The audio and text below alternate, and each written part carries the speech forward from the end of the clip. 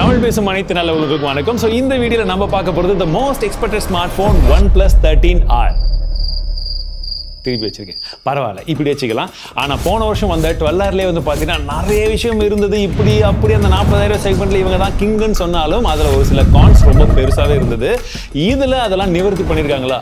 Side by side எப்படி இருக்குன்னு பார்த்தலாம். ரொம்பவே ஒரு இனோவேட்டிவான டிசைனில் கொண்டு வந்திருக்காங்க. இப்போ பார்க்கும் போதே உங்களுக்கு ரொம்ப புதுசாக இருக்கேன்னு ஃபீல் ஆகுதா? ஓன்ற பேர் எதை வச்சாலும் அந்த பிராண்ட் ஃபோன் மாதிரியே இருக்கும் இல்லையா? ஆனால் டிசைன் வைஸாக பண்ணியிருக்கிற விஷயம் நல்லா இருக்குங்க. அதுவும் வந்து பார்த்தீங்கன்னா ஆஸ்ட்ராய்ட்ஸ், நம்ம நைட்லலாம் அந்த லாங் ஷட்டர் ஸ்பீட்லாம் வச்சு நீங்கள் வந்து ஃபோட்டோஸ்லாம் எடுத்தீங்கன்னு வச்சுக்கோங்க நைட்டு, அந்த மாதிரி ஒரு ஃபீல் வந்து இருக்குது. அது ஜஸ்ட் பார்க்கறதுக்கு மட்டும் இல்லாமல் உண்மையாகவே அந்த லைட்டான டெக்ஸ்சரும் இருக்குது. மேட் ஃபினிஷில் கையில் பிடிக்கும்போது கிரிப்பியாகவே இருக்குது. கலர் உங்களுக்கு பிடிச்சிருக்கான்னு சொல்லு. ஆனால் பின்னாடி கிளாஸ் பேக் தான் இருக்குது. என்ன கிளாஸ்ன்றது தெளிவாக வந்து சொல்லும் போது நான் உங்களுக்கு அப்டேட் பண்ணுறேன். அண்ட் மற்றபடி வந்து பார்த்தீங்கன்னா உங்களுக்கு சைடில் பின்பக்கம் எங்கேயுமே ஃபிங்கர் பிரிண்ட் மெசேஜ் படாது. அந்த விஷயத்தில் பாராட்டியே ஆகணும். ஆனால் பாக்ஸியான டிசைன், இன்ஃபேக்ட் சொல்ல போனால் எந்த அளவுக்கு பாக்ஸ் இருக்கு பாருங்க. கார்னர்லாம் நல்லா ரவுண்டட் எட்ஜஸா வந்து கொடுத்திருக்காங்க. சோ இந்த ஃபிளாக்ஷிப் ஸ்மார்ட் போன்லாம் எந்த திசையை நோக்கி போறாங்களோ அந்த திசையில போறதுக்கு பிளான் பண்ணிட்டாங்க. ஆனா வச்சு செய்வாங்களே என்ன பண்றதுன்னு தெரியாம 6ல ட்ரை பண்ணலாம், யாரும் கேட்கலாம், அதுக்கப்புறம் மெயின் வெர்ஷன்ல பண்ணிடலாம்னு சொல்லி பிளான் பண்ணிருக்காங்க. 13 வீடியோ பார்த்திருந்தீங்கன்னா என்னன்னு தெரிஞ்சிருக்கும். சரி, ஃபர்ஸ்ட் பிசிக்கல் ஓவர்வியூன்னு பார்த்தீங்கன்னா வலது பக்கமாக பவர் பட்டன் இருக்கு, மேல வால்யூம் பக்க கீஸ் கொடுத்திருக்காங்க. டாக்டைல் ஃபீட்பேக் ரொம்பவே நல்லா இருக்கு. டாப் சைடுல பார்த்தீங்கன்னா நமக்கு ஐஆர் பிளாஸ்டரும் இருக்கு, செகண்டரி நாய்ஸ் கேன்சலேஷன் மைக்கும் இருக்கு. இடது பக்கமா பார்த்தீங்கன்னா நம்மளுடைய ஃபேவரட் அலர்ட் ஸ்லைடர் கொடுத்திருக்காங்க. கீழ் பக்கத்தில் சிம் ஸ்லாட்ஸ் கொடுத்திருக்காங்க. டியூல் நானோ சிம் வந்து போட்டுக்கலாம். பிரைமரி மைக்ரோஃபோன் இருக்கு, டைப் சி போர்ட் கொடுத்திருக்காங்க. அட் த சேம் டைம் உங்களுக்கு ஸ்பீக்கர் கிரில்ஸும் இருக்கு. இப்போ 12Rக்கும் 13Rக்கும் சைட் பை சைடு வச்சு பார்க்கும்போது உங்களுக்கு எந்த டிசைன் பிடிச்சிருக்கு?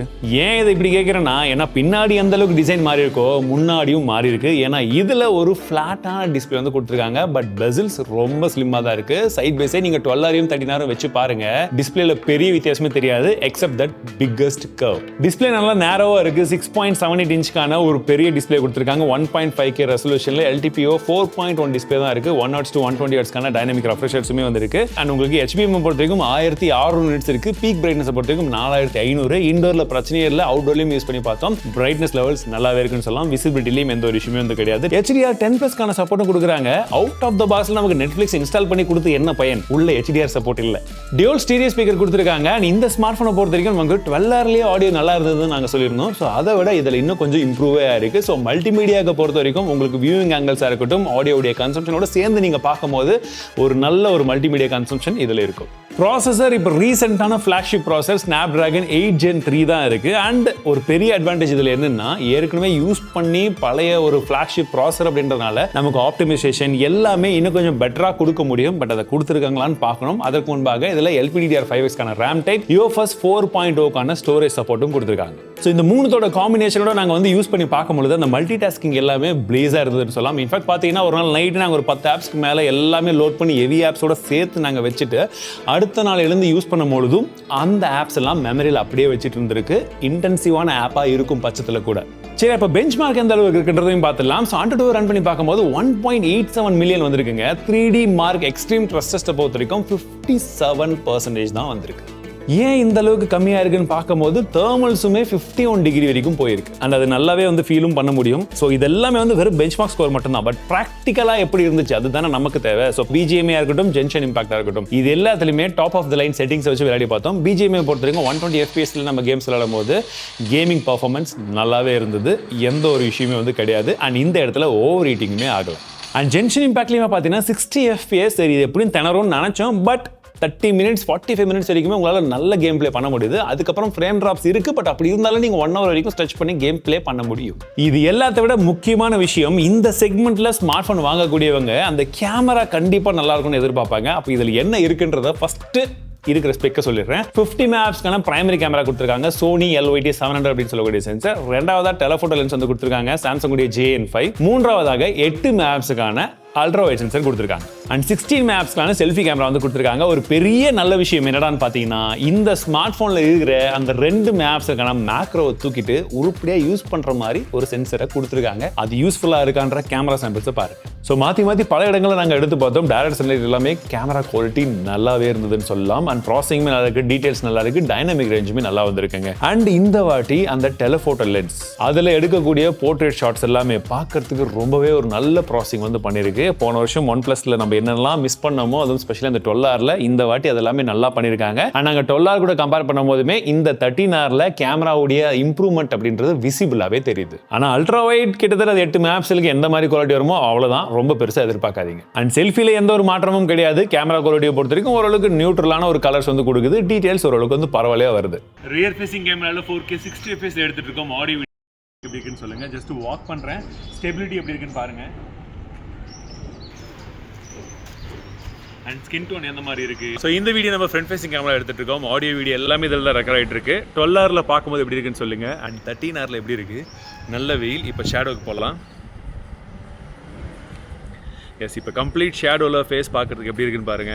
சரி, ஃபோட்டோவை எடுத்துட்டோம். எடுத்தது தான் போன வருஷம் வந்து A8 ரெண்டர் வருது, நம்ம கொடுக்காம இருந்தான்னு சொல்லிட்டு தேவையான A8 எல்லாம் வந்து கொடுத்துருக்காங்க. A ரிஃப்ளெக்ஷன் எரேசர் இல்லாட்டி A எரேசர், இந்த ரெண்டு விஷயமும் ரொம்ப சூப்பராக வந்து ஒர்க் ஆச்சுன்னு சொல்லலாம். நீங்கள் ஏதாச்சும் ஒரு என்வரன்மெண்ட்டில் இருக்கீங்க, தேவையில்லாமல் நிறைய பேர் பின்னாடி இருக்காங்கன்னா கட் பண்ணி விட்டு தூக்கி விட்டு போயிட்டே இருக்கலாம். கரெக்டாக ப்ராசஸ் பண்ணுது. இந்த ரிஃப்ளெக்ஷனுமே நல்லா ப்ராசஸ் பண்ணுது. ஆனால் இதுலேயே வந்து பார்த்தீங்கன்னா உங்களுக்கு அன்பிளர்ன்ற ஒரு ஆப்ஷனாக இருக்கட்டும், டீடைல் பூஸ்டாக இருக்கட்டும், இது நல்லா இல்லாத விஷயத்தை நல்லா இருக்க மாதிரி மாற்றணும். பட் நல்லா இருக்கிற விஷயத்தையே கொஞ்சம் மங்கல் பண்ணுற மாதிரி இருக்குது. இதுக்கு ஒரு அப்டேட்டை கொடுத்து அவங்க கண்டிப்பாக ஃபிக்ஸ் பண்ணும். ஆக்ஷன் OS 15 கொடுத்துருக்காங்க. ஆண்ட்ராய்ட் 15 மேலே ரன் ஆகிட்டு இருக்கு. இந்த ஆக்ஷன் OS 15ல இப்போ புதுசாக என்னென்னலாம் ஃபீச்சர்ஸ் கொண்டு வந்தாங்கன்றதை பற்றி நம்ம டெடிகேட்டடாக ஒரு வீடியோ போட்டிருக்கோம். லிங்க் வேணா கொடுக்குறேன், பார்க்காதவங்க அதை செக் பண்ணி பாருங்க. ஸோ யூஐயை பொறுத்த வரைக்கும் அந்த ஆக்ஷன் யூஐயில் எதிர்பார்க்கக்கூடிய அந்த ஸ்மூத்னஸ் நல்லாவே இருக்கு. ஆப்புடைய அந்த ரெஸ்பான்ஸ் எல்லாமே வந்து பார்த்தீங்கன்னா அதுவுமே வந்து நல்லா இருக்குங்க. அண்ட் இந்த வாட்டி இந்த ஆக்ஷன் யூஎஸ்ல சொல்ல போனால் ஒரு சில ஏஐ ஃபீச்சர்ஸ் எல்லாம் கூட வந்திருக்கு.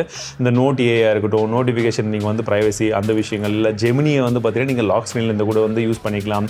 அண்ட் உங்களுக்கு டைலரை பொறுத்த வரைக்கும் வந்து கூகுள் டைலர் தான் வந்து கொடுத்துருக்காங்க. உங்களுக்கு கால் ரெக்கார்டிங்லாம் வந்து பண்ணணும்னா நீங்கள் ப்ளே ஸ்டோர்லேருந்து உங்களுடைய டைலர் இருக்கு இல்லைங்களா, அதை தான் இன்ஸ்டால் பண்ணி யூஸ் பண்ணணும். அண்ட் OnePlus ஃபேன்ஸ் ஒரு விஷயத்தை நல்லாவே நோட்டீஸ் பண்ணுவீங்க. இந்த வாட்டி இது வரைக்கும் ஆக்ஷன் யூஐயில் வந்து கொடுக்காத ஒரு சில ஆப்ஸை வந்து இப்போ இன்க்ளூட் பண்ண ஆரம்பிச்சிருக்காங்க.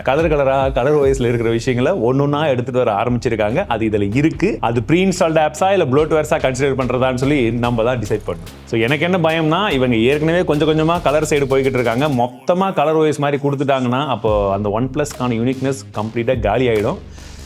அதுதான் தாங்கிக்க முடியல. ஸோ கனெக்டிவிட்டிக்கு ப்ளூடூத் 5.4 இருக்கு. NFC-க்கான சப்போர்ட் கொடுத்துருக்காங்க. 3 நாய்ஸ் கேன்சலேஷன் மைக்குமே வந்து கொடுத்துருக்காங்க. மற்றபடி பேட்டரி 6000 mAh பேட்டரி கொடுத்துருக்காங்க. 80 வாட்க்கான ஃபாஸ்ட் சார்ஜிங் சப்போர்ட் வருதுங்க. போன வாட்டி 5500 mAh பேட்டரி 100 வாட்க்கான ஃபாஸ்ட் சார்ஜிங் சப்போர்ட் இருந்தது. ஸோ ஒரு ட்ரேடு தான். இதில் கொஞ்சம் இன்க்ரீஸ் பண்ணி இதில் கொஞ்சம் கம்மி பண்ணிட்டு இருக்காங்க. ஸோ அதில் ஸ்க்ரீன் ஆன் டைம் என்னடா வருது அப்படின்னு வந்து பார்த்தீங்கன்னா அரௌண்ட் 7 hours கிட்ட ஸ்க்ரீன் ஆன் டைம் வந்துட்டு இருக்கு. அந்த சார்ஜரில் சார்ஜ் பண்ணும்போது 50 நிமிஷத்தில் ஃபுல் சார்ஜிங் ஆகுது. இந்த R சீரிஸ் எல்லாம் 40,000 ரூபாய்க்கு தான் லான்ச் பண்ணுவாங்க. இதுவுமே கிட்டத்தட்ட அதே பிரைசிங் தான். பட் வாங்கலாமா வேணாமா இதை கேட்டுட்டு முடிவு பண்ணுங்க. இந்த OnePlus 12Rக்கும் இதற்கும் கூடிய வித்தியாசங்களே இதில் அந்த டிசைன்ல இருந்து உங்களுக்கு பார்க்கறதுக்கு எந்த மாதிரி இருக்கோ அது மாற்றிருக்காங்க. அந்த ஃப்ரண்ட்ல கர்வ்டு டிஸ்பிளேயோட ப்ரீமியம்னஸ் இதில் ஃபிளாட் ஆகியிருக்காங்க. ஸோ இதெல்லாமே ஒரு விஷயம் மாற்றிருந்தாலுமே இதில் அதே USB 2.0 தான் வந்து கொடுத்துருக்காங்க. அங்கே இம்ப்ரூவ்மெண்ட்டே கிடையாது. IP65 தான் வந்து கொடுத்துருக்காங்க. இந்த ஜென்ரேஷனில் எல்லாருமே IP68, 69 கொடுக்க ஆரம்பிச்சிட்டாங்க பட்ஜெட் செக்மெண்ட்லையுமே. பட் அது இவங்க கொடுக்காத ஒரு மிகப்பெரிய லெட் டவுனாக தான் இருக்குது. ஸோ கம்பேர் பண்ணி பார்த்தீங்கன்னா 12Rக்கும் இதற்கும் பெரிய வித்தியாசம் அப்படின்றதே டெலஃபோட்டோ கேமரா கொஞ்சம் இம்ப்ரூவ் பண்ணியிருக்காங்க. பட் அதுலேயுமே வந்து பார்த்தீங்கன்னா உங்களால் போர்ட்ரேட் வீடியோ வந்து 4K எடுக்க முடியறதில்ல. செல்ஃபியில் கேமராவில் இம்ப்ரூவ்மெண்ட் வந்து கிடையாது. அண்ட் உங்களுக்கு பேட்டரி லைஃப் ஓரளவுக்கு வந்து இம்ப்ரூவ் ஆயிருக்கு. ப்ளஸ் பேஸ் வேரியண்ட்டே உங்களுக்கு 12 GB ரேமோட வந்து வருது. ஸோ இது மட்டும் தான் இருக்கக்கூடிய ப்ளஸ். நீங்கள் ஒருவேளை OnePlus யூஸராக இருந்து 11 or 12Rலேருந்து இது மாற்றலாமான்னு கேட்டிங்கன்னா பெரிய ஜம்ப் கிடையாது. ஒருவேளை நீங்கள் புதுசாக பார்க்குற மாதிரி ஆல்ரவுண்ட் ஸ்மார்ட் ஃபோனை எதிர்பார்த்தீங்கன்னா ஓரளவுக்கு எல்லா விதமான விஷயங்களும் பேட்ச் பண்ணி வச்சிருக்காங்க. அந்த IP ரேட்டிங் இதெல்லாம் வந்து கொடுத்துருந்தாங்கன்னா ஒரு நல்ல அப்கிரேட்னே சொல்லியிருக்கலாம்.